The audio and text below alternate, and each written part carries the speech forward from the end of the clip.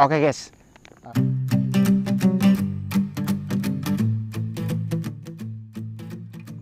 Selamat datang kembali di channel IPI Shelter. Jadi di video sekarang ini kita masuk lagi di salah satu segmen, yaitu review produk. Dimana di kesempatan ini kita akan bahas salah satu komponen dari sleeping system, yaitu matras, khususnya matras tiup Nature Hike sleeping pad. Isi dari packagingnya sendiri ini ada 3 komponen. Yang pertama si wadahnya ini, kedua si matrasnya dan wadah matrasnya, dan ini repair kitnya. Sedangkan ini si pompanya, ini sebenarnya untuk pembelian seri ini, seri FC10, ini tidak include dengan si pompa ini. Tapi kalau misalnya kita beli yang seri FC12, seri yang sama tapi untuk kapasitas 2 orang, kita dapat juga sekalian dengan si pompanya ini, begitu. Nah, untuk dimensinya, dia ukurannya ketika di package begini 30 cm dikali 10 cm untuk panjang kali lebarnya. Untuk meniup si matras angin ini ada beberapa opsi. Yang pertama, kita tiup manual pakai mulut kita gitu. Kemudian kita bisa pakai pompa portable yang buat sepeda, yang kecil segede gini nih, itu bisa. Atau pakai pompa yang dari Nature Hike-nya langsung. Ada yang kayak gini, jadi pompa semacam dry bag, tapi dia ada katupnya di bawah sini, yang udah disesuaikan dengan katup buat si sleeping padnya. Kemudian bisa pakai pompa listrik dan pompa injak begitu. Itu disediakan juga buat pompa listrik di Nature Hike-nya juga begitu. Contoh pengisian dengan menggunakan pompa ini.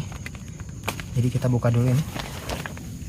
Nah, jadi si katupnya ini dia ukurannya, diameternya 3,5 cm dan ada 2 bukaan. Yang pertama ini bukaan yang paling gede, ini buat kalau misalnya kita mau kempesin. Kalau misalnya kita mau isi angin, kita buka katup yang pertama bukaannya. Nah ini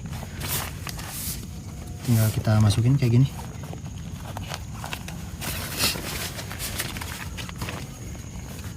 Terus kita isi anginnya,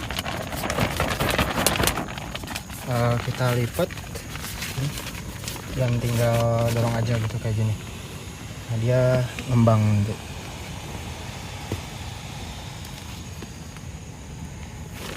Kita terus ulangi ini sampai dirasa cukup. Tapi anjurannya, kalau menurut gua sih jangan sampai kita isi 100%. Biasanya gua 90% doang, karena antisipasi bocor begitu.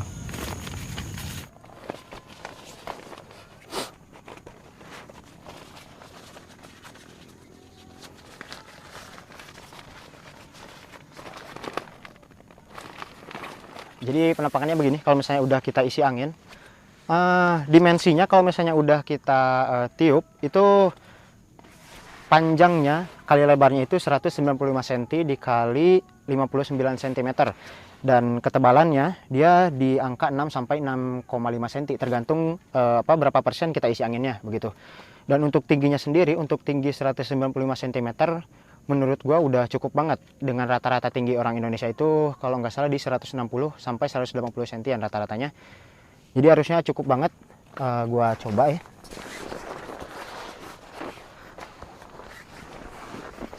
Ini harusnya masih sisa banyak mungkin ya. Dan kalau gua biasanya di tenda itu buat alas kepala biasanya disimpan carrier. Kalau misalnya kondisinya barangnya banyak begitu. Jadi cukup banget lah untuk ukuran posisi tidur begitu. Untuk bahannya sendiri, dia nylon ripstop yang klaimnya katanya dia itu anti sobek dan dia bahannya waterproof. Nah, jadi bahan ripstop itu kalau misalnya, jadi kelihatan gak nih ada kotak-kotak kecil kayak gini. Jadi kalau misalnya kayak sobek, dia itu nggak bakal nyebar. Dia cuma sobek di bagian itu aja, di bagian yang si ripstopnya itu begitu. Itu klaim yang katanya anti sobeknya begitu. Tapi ya tetap hati-hati kalau menurut gue ya, tetap kalaupun misalnya klaimnya begitu. Dia itu memiliki fitur yang namanya square air anti-seal atau apa gitu. Dia tuh jadi memberikan jarak dari si lantai ini ke permukaan tubuh kita nanti. Jadi dengan 6 sampai 6,5 cm itu cukup untuk ngasih space supaya badan kita nggak dingin gitu. Jadi dia sifatnya nahan dingin gitu. Dan gue udah coba si matras tiup ini di maksimal 80 kilo yang pakai, dan sampai sekarang masih aman. Ini udah 1 tahun umurnya dan lumayan sering gue pakai. Udah gue pakai di beberapa gunung dan di kondisi yang normal sampai yang badai, angin dan hujan. Udah gue cobain di Gunung Slamet, Gunung Ciremai, Gede, Pangrango, Merbabu, dan lainnya gitu. Dan gue ngerasa tidur pakai ini nyenyak begitu. Dan lumayan ada sensasi apa ya, kayak relaksasi mungkin karena si permukaannya kayak gini ya, nggak rata gitu, jadi kayak apa, ada sirkulasi udara juga begitu.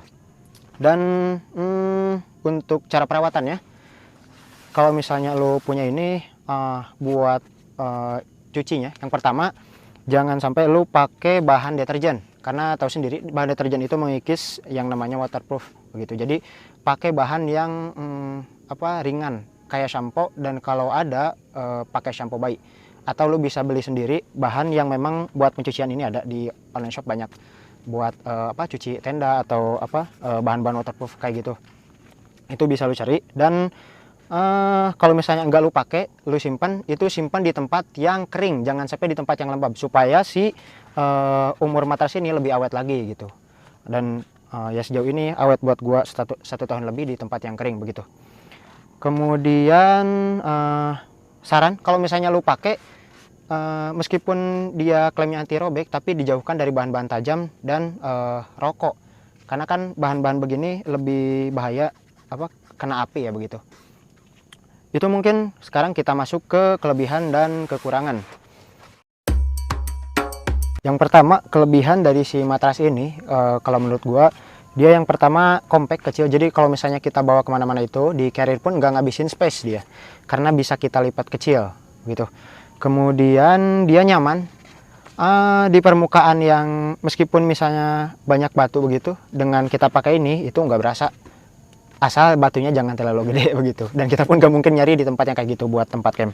Kemudian untuk kekurangannya sendiri, kelebihannya satu lagi, kalau menurut gua dia termasuk yang terjangkau sih menurut gua ya, di rank harga segitu dengan fitur yang dia kasih.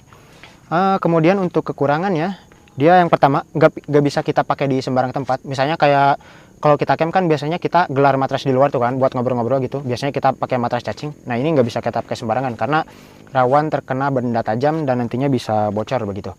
Kemudian gue pernah ngalamin di seri yang 2 orang, itu dia di si katupnya ini dia rusak.